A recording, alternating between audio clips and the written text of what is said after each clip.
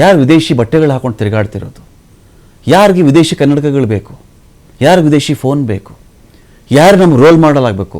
ದೇಶಿ ವಸ್ತುಗಳನ್ನು ಉಡಿ ವಿದೇಶಿ ವಸ್ತುಗಳನ್ನು ಸುಡಿ, ಆಯಿತು ಸುಡೋಣ. ಸುಡೋದು ಎಲ್ಲಿಂದ ಸುಡಬೇಕು ಹೇಳಿ? ಪಾರ್ಲಿಮೆಂಟಿಂದ ಸುಟ್ಕೊಂಬರ್ಬೇಕು ನಾವು ಮೊದಲು.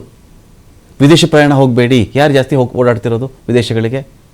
MP ಗಳು ಫಸ್ಟ್ ನಿಲ್ಲಿಸ್ಲಿ, ಅವರೇ ಆದರ್ಶ ಆಗಲಿ.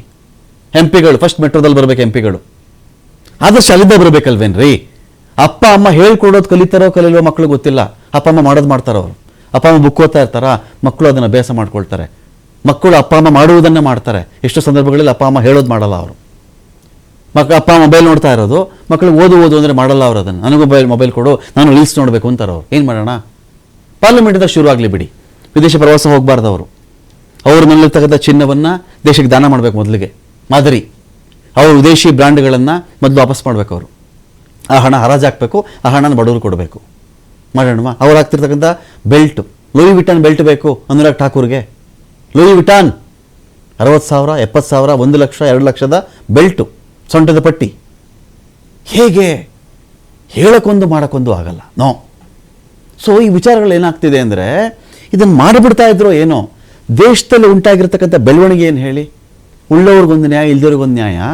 ಪ್ರತಿ ಬಾರಿ ದೇಶಕ್ಕೆ ಕಷ್ಟ ಬಂದಾಗ ಎಲ್ಲವೂ ಕೂಡ ಕೆಳ ಹಂತದವರು, ಕೂಲಿ ಕಾರ್ಮಿಕರು, ಬಡವರು, ಮಧ್ಯಮ ವರ್ಗದವರು, ಕೆಳ ಮಧ್ಯಮ ವರ್ಗದವರು, ಇವರು ಮಾತ್ರ ತ್ಯಾಗ ಮಾಡಬೇಕಾ?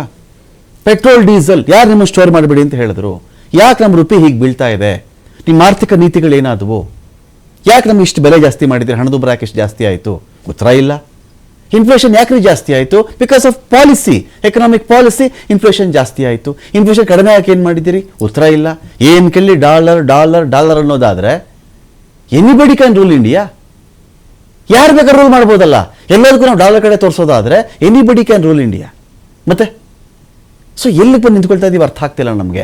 ಮತ್ತೆ ಮತ್ತೆ ಮನವಿಗಳು. ನಿಮ್ಮ ಜೊತೆ ಇದ್ದೀವಿ ನರೇಂದ್ರ ಮೋದಿ ಅವರೇ, ಖಂಡಿತ ನಮ್ಮ ಜೊತೆ ಇದ್ದೀವಿ. ಈ ಟ್ರಂಪ್ ಮಾತು ಕೇಳಬೇಡಿ ನೀವು. ಇದಕ್ಕೆ ಪರಿಹಾರ ಕೊಡಿ ನಮಗೆ. ನಿಮ್ಮ ಜೊತೆ ಇದ್ದೀವಿ ನಾವು. 22 ರಾಜ್ಯಗಳಲ್ಲಿ ಇಲ್ವಾ ದೇಶದ ಜನ? ನರೇಂದ್ರ ಮೋದಿ ಅವರೇ, 22 ರಾಜ್ಯಗಳು ನಿಮ್ಗೆ ಅಧಿಕಾರ ಕೊಟ್ಟಿದ್ದಾರೆ. ದೇಶದ ಅಧಿಕಾರ ನಿಮ್ಮ ಕೈನಲ್ಲಿದೆ. ಇದರ ಆಚೆಗೂ ಮತ್ತೆ ಜನ, ಮತ್ತೆ ಪೆಟ್ರೋಲ್ ಬೆಲೆ ಕಡಿಮೆ ಆಗಿತ್ತು, $18 ಆಗಿತ್ತು ಬ್ಯಾರಲ್ಗೆ. 50 ಪೈಸೆ ಬಿಟ್ರಾ ಜನಗಳಿಗೆ? ಲಾಭ ತಗೊಳ್ರಪ್ಪ ನೀವು. 50 ರೂಪಾಯಿ ಮಾಡಿದ್ರಿ ಲೀಟರು, 35 ರೂಪಾಯಿ ತೊಗೊಂಡೋಗ್ರಪ್ಪ ಲೀಟ್ರು. ಮಾಡಿದ್ರಾ? ನೋ. 100 ರೂಪಾಯಿ ಮಾಡಿದ್ರಿ? ಎಸ್. ಸಿಲಿಂಡ್ರು 416 ರೂಪಾಯಿ ಇತ್ತು, 1200 ಹೋಯಿತು. ಮತ್ತು ಸ್ವಲ್ಪ ಕಡಿಮೆ ಮಾಡಿದ್ರಿ ಕೇಳ್ಕೊಂಡ ಮೇಲೆ, ಮತ್ತು ಜಾಸ್ತಿ ಮಾಡಿದ್ರಿ. ಮತ್ತು ಜನಕ್ಕೆ ಬಂದಿದ್ದೇನು? ನಥಿಂಗ್. ಜನಕ್ಕೆ ನಥಿಂಗ್. ಎಲೆಕ್ಟ್ರಿಕ್ ಗಾಡಿ ಬಳಸಿ, ಬೆಲೆ ಎಷ್ಟಿದೆ? ಅದ್ರ ಬ್ಯಾಟ್ರಿ ಹೋಗ್ಬಿಟ್ರೆ ಗಾಡಿಗೆ ಸಮ ದುಡ್ಡದು, ಸಮ ದುಡ್ಡು. ಕಾರ್ ಬ್ಯಾಟ್ರಿ ಹೋಯಿತು, 16 ಲಕ್ಷ ಕಾರ್ ಅಂದರೆ 9 ರಿಂದ 10 ಲಕ್ಷ ರೂಪಾಯಿ ಬ್ಯಾಟ್ರಿಗೆ ಕೊಡಬೇಕು. ಎಲೆಕ್ಟ್ರಿಕ್ಕು ರೀಚಾರ್ಜಿಂಗ್ ಸೆಂಟರ್ಸ್ ಎಷ್ಟಿದೆ? ಸೋಲಾರ್ ಅಂತೀರಿ, ಕೃಷಿ ಹಾಕ್ಸ್ಕೊಳ್ಳಿ ಅಂತೀರಿ, 3 ಲಕ್ಷ 4 ಲಕ್ಷ ಒಂದು ಸೋಲಾರು ಪಂಪ್ ಸೆಟ್ಟು, ಮೋಟ್ರು, ಅದು ಇದು, ಸೋಲಾರ್ ಪ್ಯಾನಲ್ಲು. ಹೇಗೆ? ರಸಗೊಬ್ಬರ ಜಾಸ್ತಿ ಬಳಸಬೇಡಿ ಅಂತೀರಿ. ಬೆಳೆ ಬರೋದು ಹೇಗೆ? ರೈತ ಅಲ್ಲೂ ಹಾಳಾಗಬೇಕಾಗಾದ್ರೆ. ಸೊ ಇಂಥ ವಿಚಾರಗಳಲ್ಲಿ ಪ್ರೀತಿಯ ನರೇಂದ್ರ ಮೋದಿಯವರೇ, ನಿಮ್ಮ ಜೊತೆ ನಾವು ಇರ್ತೀವಿ.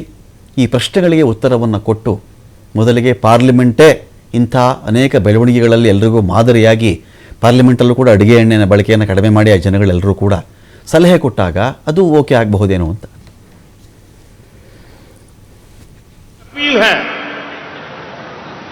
जहां संभव हो